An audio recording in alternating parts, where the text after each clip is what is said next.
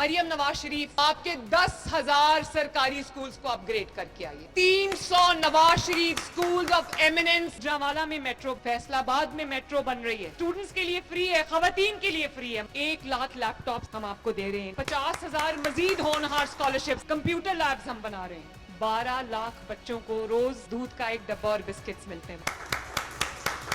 درجنوں storage tanks بن رہے ہیں. اپنی چھت، اپنا گھر. 2 لاکھ گھر بنائے ماشاءاللہ. میرے پاس 2 لاکھ ایکڑ سرکاری زمین پڑی تھی، میں نے وہ پنجاب کے لوگوں کو مفت دے دی. 40,000 کلومیٹر سڑک تمام اضلاع میں بنی ہے. اسٹریٹ لائٹس لگائی جا رہی ہیں، سڑکوں کے کنارے پلانٹیشن ہو رہی ہے، پبلک لائبریریز بنائی جا رہی ہیں.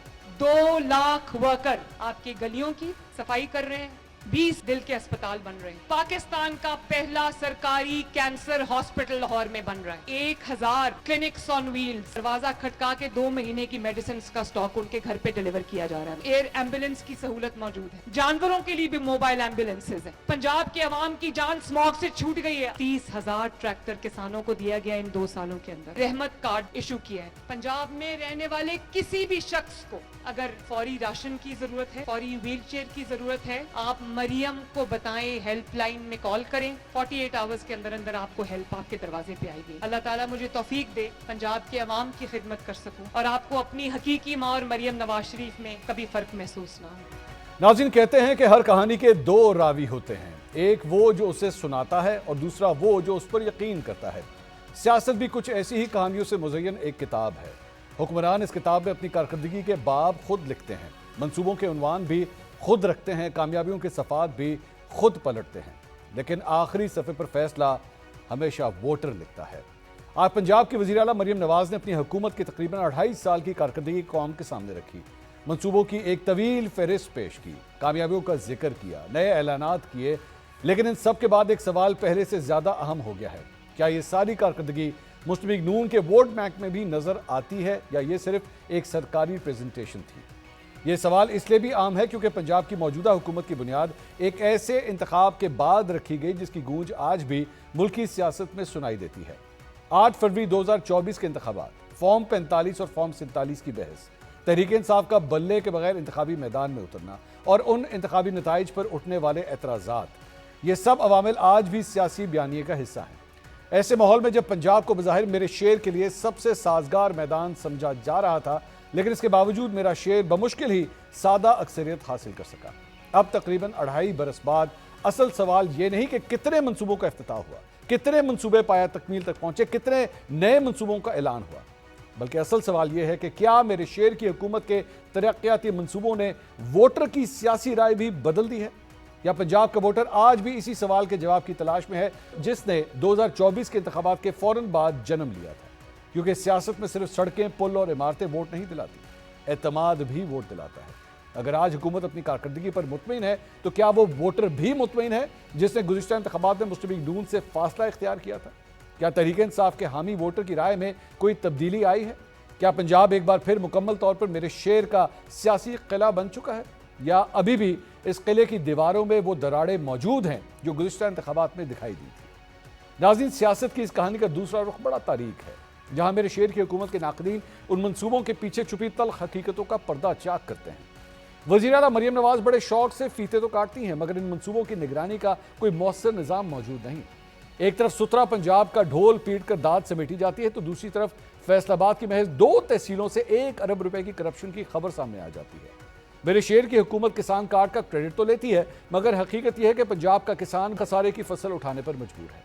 بنیادی ہیلتھ مراکز کو مریم کلینک کا نام دے کر اسے ترقی کا عنوان تو دے دیا گیا، مگر المیہ دیکھیے کہ پنجاب کے محکمہ صحت کے گن گانے والی شریف فیملی کا اپنا کوئی فرد جب بیمار ہوتا ہے تو اس کے علاج کی راہیں لاہور کے اسپتالوں کے بجائے لندن اور جنیوا کی طرف نکل جاتی ہے. یہی تضاد تعلیم کے شعبے میں بھی نظر آتا ہے، جہاں Maryam Nawaz Sharif school of excellence کا کریڈٹ تو لیتی ہے، مگر لاہور کے مضافات میں قائم سرکاری اسکول بنیادی سہولیات سے محروم ہیں. گزشتہ 18 سال سے 12.5 سال پنجاب میں میرے شعر کی حکومت تھی، مگر اس کے باوجود آج بھی 1 کروڑ سے زائد بچے اسکولوں سے باہر ہیں. یہی نہیں، گزشتہ مالی سال کے 811 ارب روپے کے تعلیمی بجٹ کو رواں سال بڑھانے کے بجائے 60 ارب روپے کم کر کے 750 ارب روپے کر دیا گیا. اس کے علاوہ اب میرا شعر تعلیم کا بوجھ سرکاری کندھوں سے اتارنا چاہتا ہے. میڈیا رپورٹس کے مطابق محکمہ اسکول ایجوکیشن اب تک پنجاب میں 10,000 سے زائد سرکاری اسکول نجی شعبے کو ٹھیکے پر دینے جا رہا ہے۔ پنجاب عوام کے زخموں پر سب سے بڑا نمک وزیر اعلیٰ کا وہ انتخابی نعرہ تھا جس میں 200 یونٹ مفت بجلی دینے کا دلاسا دیا گیا تھا، مگر آج حقیقت یہ ہے کہ وزیر اعلیٰ ہاؤس سے محض 50 کلومیٹر دور قصور کے علاقے کوٹ رادھا کرشن کا ایک غریب محنت کش بجلی کا بھاری بل آنے پر موت کو گلے لگا لیتا ہے۔ آج پنجاب کا غریب محنت کش ڈر کے مارے ٹی وی پر مریم نواز کا خطاب سننے سے بھی کتراتا ہے کہ کہیں ٹی وی زیادہ چلنے سے اس کے یونٹ 200 سے زیادہ تجاوز نہ کر جائیں اور وہ وابڈا کی پروٹیکٹڈ صارفین کی فہرست سے ہی باہر نہ ہو جائے۔ ناظرین، آج عارف والا میں وزیر اعلیٰ پنجاب مریم نواز نے اپنے خطاب میں کہا کہ وہ کمشنروں اور ڈپٹی کمشنروں کو گٹروں کے ڈھکن لگوانے تک کی ہدایت دیتی ہیں۔ سوال یہ ہے کہ کیا یہ کام واقعی کمشنر یا ڈپٹی کمشنر کا ہے یا پھر یہ کام جمہوری حکومت میں بلدیاتی نمائندوں کا ہوتا ہے؟ اگر میرے شیر کی حکومت اپنی کارکردگی پر مکمل اعتماد رکھتی ہے تو پھر بلدیاتی انتخابات بر وقت اور مکمل جماعتی بنیادوں پر کرانے میں ہچکچاہٹ کیوں محسوس کی جاتی ہے؟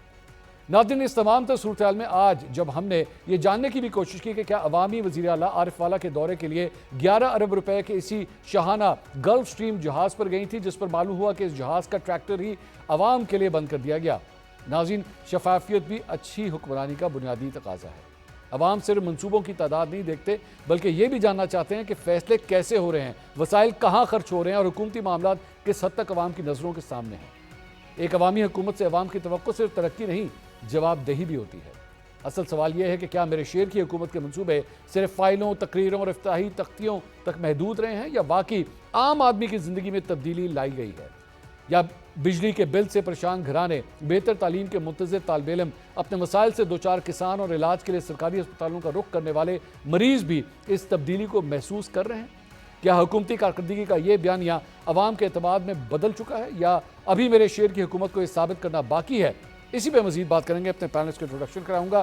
4 جرنلسٹ آج میرے ساتھ پینل کے اندر موجود ہیں۔ ہمیں جوائن کر رہے ہیں سینئر جرنلسٹ افتخار احمد صاحب، ان کے ساتھ موجود ہیں سینئر جرنلسٹ عمران شفقت صاحب، ہمارے ساتھ موجود ہیں تجزیہ کار اور جرنلسٹ اینکر پرسن رائے ثاقب صاحب، اور ویڈیو لنک پہ ہمیں جوائن کر رہی ہیں شفا یوسف سعید صاحبہ جو ایک اینکر پرسن بھی ہیں اور جرنلسٹ بھی ہیں۔ افتخار صاحب، سب سے پہلے آپ کے پاس آئیں گے۔ آپ نے ایک زندگی گزاری ہے اس شعبے کے اندر اور جو بھی اب تک منصوبے آج مریم نواز صاحبہ نے گنائے ہیں، اس 2.5 سال کے اندر آپ کے خیال میں وہ افراد، وہ ووٹر جو پاکستان تحریک انصاف کی طرف چلا گیا تھا، نون لیگ سے ناراض تھا یا وہ ہمیشہ سے پی ٹی آئی کے ساتھ تھا، اب 2.5 سال کے بعد آپ کے خیال میں مریم نواز صاحبہ کے ان منصوبوں کو دیکھتے ہوئے ان کی طرف قائل ہوگا کہ میں نیکسٹ ٹائم ان کو ووٹ دوں گا؟ منصور، دیکھیں، آپ نے جو ایک چارج شیٹ شیئر کے حوالے سے پیش کی ہے بڑی اسٹرانگ ہے، لیکن اس کا جواب تب ملے گا جب الیکشن ہوگا، خواہ وہ الیکشن لوکل باڈیز کے ہوں، خواہ وہ نیشنل الیکشن ہوں، تبھی پتہ لگے گا کہ جو وہ بات کہہ رہی ہیں لوگ اس کو تسلیم کرنے کو تیار ہیں یا نہیں۔ That is the only way left, because یہ تو حقیقت ہے جو کچھ انہوں نے کہا، یہ منصوبے تو ہیں، ان کا افتتاح بھی ہوا، منصوبے کام بھی کر رہے ہیں۔ کیا ان منصوبوں کے نتائج سے لوگ مطمئن ہیں یا نہیں؟ آپ کا سوال بنیادی ہے۔ اگر تو مطمئن ہیں یا نہیں اس کا فیصلہ تو ووٹ ہی کر سکتا ہے، ایک جنرلائز ڈسکشن میں تو اس کا فیصلہ کرنا مشکل نہیں۔ یا یہ طریقہ ہے یا پھر ایک ایک پروجیکٹ کو لیا جائے اور اس پہ بحث کی جائے، اس کی اچھائی اور برائی پہ، تو پھر بات بنتی ہے۔ آپ نے تو سارے ہی پروجیکٹ سامنے رکھ دیے ہیں، تو انہوں نے بھی گنایا نا، تو آپ نے بھی گنائے نا، تو اس لیے میرا خیال ہے کہ ہمیں انتظار کرنا چاہیے کہ لیکن اس کا ایک اور بیرومیٹر بھی تو افتخار صاحب ہوتا ہے نا، وہ عام طور پہ مثال کے طور پہ اگر لوگ موجودہ حکومت سے تنگ آئے ہوں، اگر میں اس وقت کسی حکومتی رکن سے پوچھوں گا نا تو وہ اس بات کا جواب دیں گے کہ جی اگر لوگ ہم سے اتنے تنگ آئے ہوں گے تو اگر ہم کوئی احتجاجی تحریک اپوزیشن چلاتی ہے تو لوگ ان کی طرف جائیں گے، لوگ کہیں گے ہاں جی نکلو لانگ مارچ کے لیے، نکلو ریلیوں کے لیے، نکالو اس حکومت کے خلاف ریلی، اس نے ہمارا جینا آرام کر دیا ہے۔ تو وہ اس پہ کہیں گے کہ جناب وہاں پہ علیمہ خان صاحبہ 10,000 بندہ بلاتی ہیں، 10,000 بندہ نہیں آتا، اس کا مطلب ہے لوگ ہم سے خوش ہیں۔ یہ تو آپ کہہ رہے ہیں نا، نہیں میں کہہ رہا ہوں ایک تھیوری ہے، یہ تھیوری، اس تھیوری میں بھی جان ضرور کہیں نہ کہیں تو ہوگی، لیکن سمپل بات ہے۔ میں تو چاہوں گا کسان ہوں، ایک بات پہ میں کہوں گا، میرے ایک دوست نے آج ایک کالم لکھا ہے، اس کا عنوان ہے کسان خیرات نہیں مانگتا، خیر مانگتا ہے۔ اس سبجیکٹ پہ اگر کبھی بات آپ کریں ایک خاص پروگرام تو پھر ہم بات کر سکتے ہیں۔ کیا کسان خوش نہیں ہے؟ کسان اس لیے خوش نہیں ہے، اس کو آپ 3500 روپے دے رہے ہیں اور قیمت آپ کے کنٹرول سے باہر جا رہی ہے، اور پیسہ جو آپ باہر خرچ رہے ہیں گندم منگوانے کے لیے وہ ڈالرز میں جا رہا ہے نا۔ کیا ہمارے پاس ڈالرز کمانے کی صلاحیت ہے؟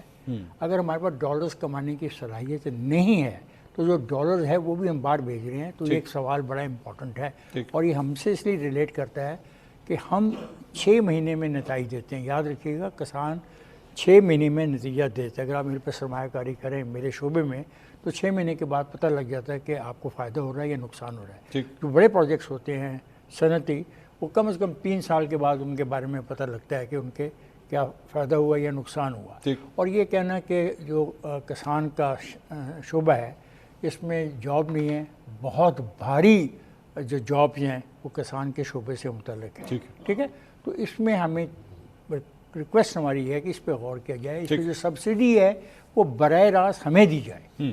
ٹھیک, ہمیں دی جائے. مگر آپ فرٹیلائزر کو دیتے ہیں سبسڈی, ان کو نہ دیں, وہ ہمیں دیں.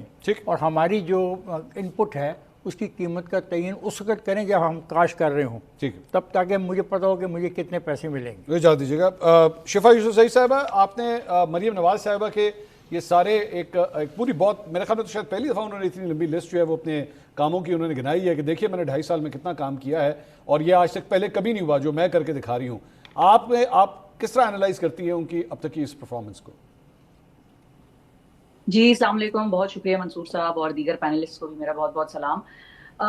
دیکھیں جو ان کی پرفارمنس ہے اس میں نے ان کی اسپیچ کے تھوڑے بہت سنپٹس دیکھے اور اس میں بہت سارے ایسے منصوبے تھے. یقینی طور پہ میں یہ نہیں کہوں گی کہ just for the sake of criticism میں یہ بولوں کہ بھائی ٹھیک نہیں کام کر رہی ہیں, اچھا نہیں کر رہی. اے آئی کے منصوبہ ہے, اے آئی کے اوپر کام ہونا چاہیے, دنیا میں بہت تیزی سے ہو رہا ہے, پاکستان نے شروع کیا ہے, اچھی چیز ہے, ویل ڈن, بہت زبردست ہے, ہونا چاہیے. لیکن ان کا سسٹم بیسیکلی جو گورننس کا ہے یا پرفارمنس کا ہے وہ بڑا ہی سینٹرلائز طریقے سے چل رہا ہے. بہت سارے منصوبے ایسے ہیں جو کہ ان کے کاسمیٹک چینجز زیادہ ہیں. مثال کے طور پہ ایک اور منصوبہ جو مجھے دل کے بہت اچھا لگا, دل کو میرے, وہ ان کا آٹزم کا ادارہ تھا جو بچوں کے لیے انہوں نے بنایا. لیکن یہ وہ ہے کہ ایک ہسپتال ادھر بنا دیا, ایک اسکول ادھر بنا دیا, یہ چیزیں کر دی. یہ ریفارمسٹ اپروچ نہیں ہے. پاکستان اس وقت اس نہج پہ کھڑا ہے کہ جہاں پر یا تو چیزیں بہتر کرنے کی ضرورت ہے, اگر کسی کو ریئلائز ہو رہی ہیں کہ بہت ہم ایک بڑے ہی خطرناک سلسلے کی طرف ہم بڑھ چکے ہیں. آپ کی اپوزیشن جماعتیں وہ خوش نہیں ہیں, چیخیں مار رہی ہیں. ایک اپوزیشن جماعت کا بالکل ٹوٹ پھوٹ کا اسٹرکچر ہے, اس میں کچھ بچا ہی نہیں. دوسری طرف آپ دیکھیں کہ آپ کے صوبوں میں شدید انریسٹ ہے, پولیٹیکل اسٹیبلٹی کے حوالے سے, سیکیورٹی کے حوالے سے. ہمیں وہ چیزیں بیٹھ کر فیصلے کرنے ہیں اس وقت. یہ چھوٹے نالی, سڑک, گٹر کا ڈھکن, کچہری, تھانہ, یہ وہ چیزیں ہیں جو یہ ساتھ ساتھ وقت کے ہوتی رہتی ہیں. لیکن اچھا اس میں بھی ایک چیز یہ ہے کہ یہ لوکل گورنمنٹس کا سسٹم ہونا چاہیے. یہ لوکل گورنمنٹس کے کرنے والے کام ہیں. نالی, گٹر کا ڈھکن یہ وزیر اعلیٰ کا کام ہے نہیں کرنے کا. لیکن اگر وہ اس کو کر رہی ہیں تو یا تو اس کا مطلب یہ ہے کہ بہت پیشنیٹ ہے, مائکرو مینیج کرنا چاہتی ہیں, یا پھر یہ ہے کہ ہمارے یہاں کوئی نظام ہی ڈیولپ نہیں ہو سکا لوکل گورنمنٹ کا, جو پچھلی حکومت بھی نہیں کر سکی, اور انہوں نے بھی اپنے ہاتھ میں ساری چیزیں رکھی ہوئی ہیں, وہی جو سینٹرلائزیشن کی بات میں کر رہی ہوں. لیکن شفا صاحب معذرت کے ساتھ, لیکن یہاں پہ ایک اور بھی تو ایک اینگل بنتا ہے نا, وہ یہ ہے کہ اگر گٹر کا ڈھکن نہ ہونے کی وجہ سے کسی بچے کی ڈیتھ ہوتی ہے یا کسی شخص کی ڈیتھ ہوتی ہے تو اس کا بلیم بھی تو پھر وزیر اعلیٰ کے اوپر ہی ڈالا جاتا ہے نا, کہ جناب یہ دیکھیں یہ ہے آپ کی حکومت, نہیں تھا اس کے اوپر ڈھکن, نہیں تھا.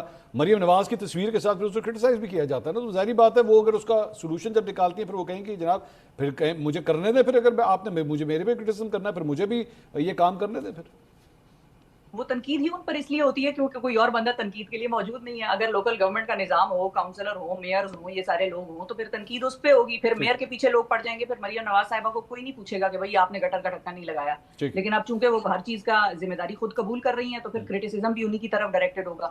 جو اسموگ کی بات وہ کرتی ہیں کہ ہم نے اسموگ میں ابھی اے آئی کے حوالے سے, کلائمیٹ چینج کے حوالے سے انہوں نے اے آئی کا ایک منصوبہ نکالا, پولوشن ٹری ہے یا کیا اس کا نام ہے. اچھی چیز ہے اگر وہ کلیم کر رہی ہیں کہ ہم نے اسموگ کو بڑا قابو کر لیا, کام کر لیا, تو ویل بہت اچھی زبردست چیز ہے. یہ کام ان کے کرنے کا ہے بالکل. پالیسی چائنا گئی تھی, وہ جاپان جاتی ہیں, اس قسم کے ممالک ہیں. چائنا میں بہت پولوشن تھی, بہت زیادہ اسموگ تھی, بیجنگ میں تھی, سانس نہیں کوئی لے سکتا تھا وہاں پہ. ان کے لوگوں نے ہمیں بتایا کہ ہم نے 15-20 سال کے اندر اندر اس اسموگ کو بالکل ختم ہی کر دیا. تو اسی طرح کی چیزیں وہ لاتی ہیں. ویل اینڈ گڈ, بہت زبردست کام ہے, ڈیزرو کرتی ہیں, اپریز ڈیزرو کرتی ہیں. لیکن جہاں پر پرفارمنس کی بات آتی ہے یا ووٹ کاؤنٹ کی بات آتی ہے تو ووٹ تو کاؤنٹ ہوتا نہیں ہے. تو یہ اس کے اوپر بھی میرا تو بڑا ریزرویشن ہے کہ ووٹ کاؤنٹ کون کرے. ہاں, ووٹ کاؤنٹ جو ہے اس میں تو اسی کے اوپر تو سوالیہ نشان ہے. ان کی اپنی حکومت کے اوپر سوالیہ نشان ہے. چچا جان کی جو حکومت ہے, شہباز شریف صاحب, ان کی حکومت کے اوپر سوالیہ نشان ہے. تو جب آپ کی اپوزیشن جماعتیں ساری یہ کہتی ہیں کہ بھائی دھاندلی کر کے آئے ہیں تو اس کو کیسے جسٹیفائی کریں گے. تو میرا ایکچولی سوال ہی یہی تھا کہ کیا اس ڈیولپمنٹ ورک کو دیکھنے کے بعد کیا وہ لوگ فارم 45-47 کی وہ ڈسکشن بھول جائیں گے, یا یاد رکھی جائے گی کہ نہیں جو مرضی کر لیں آپ، جو مرضی کام کر لیں، ڈیولپمنٹ کر لیں یا کچھ بھی کر لیں، بات یہی ہے کہ جناب آپ فارم 47 والے ہیں، کیا پاکستان تحریک انصاف کا ووٹر اس چیز کے اوپر بضد رہے گا یا کہے گا کہ نہیں چلیں ٹھیک ہے جی ہوگی بات 2024 کی بات ہی آگے، لیٹس موو فارورڈ؟ جو حرکتیں خود پی ٹی آئی کر رہی ہے اس کے بعد تو ان کا ووٹر کنفیوز ہی ہو جائے گا کہ بھائی یہ کہتے کیا تھے اور یہ کر کیا رہے ہیں، یہ میں آپ کو فرینکلی بتاؤں. لیکن اگر لیڈرشپ کو آپ نہ دیکھیں جو پی ٹی آئی کی بچی کچی رہ گئی ہے، رہی صحیح ٹوٹ پھوٹ کے بعد کی جو کسر رہ گئی ہے، جو بھی جس بھی ساخت میں وہ جماعت موجود ہے اس وقت، تو دیکھیں نا علیمہ خان صاحبہ کو لوگ پروموٹ اس لیے کرتے ہیں یا ان کی بات پہ بات کے اوپر لوگ اعتبار اس لیے کرتے ہیں کہ وہ مایوس ہیں اپنے لیڈر سے. تو اگر تو پی ٹی آئی کا لیڈر کوئی کہے گا کہ اس قسم کی چیزیں کر رہے ہیں، جس طرح انہوں نے 90 80 94 کتنے صحافیوں کی لسٹ بنائی اور انہوں نے کہا آ جاؤ بھائی ادھر ہم تم لوگوں کو 5 دن 98 اچھا وہ میں اچھا کیا آپ نے یہ آپ نے ذکر کر دیا کیونکہ اس لسٹ میں نا میرا نام بھی ڈال دیا گیا تھا اور وہ مزے کی بات یہ ہے کہ میں نے اس کو میں حیران میں نے کہا یہ کہاں پہ ہوا کیا ہے، تو میں نے اپنے واٹس ایپ کے اوپر چیک کیا. صاحب گھبرائے نا جن کے نام ڈالے ہیں، ڈالنے والے پہ تو میں کوئی سوال اٹھایا اس لیے نہیں رہی کہ ڈالنے والے بیچاروں کو تو آدھوں کو پتہ بھی نہیں ہے کہ ان کے نام ہے اس لسٹ میں. نہیں میں وہی میں بتانے لگا ہوں کہ میں نے اپنا واٹس ایپ چیک کیا تو میں نے دیکھا کہ کہیں سے وہ مجھے کسی نے ایک انویٹیشن بھیجا ہوا تھا.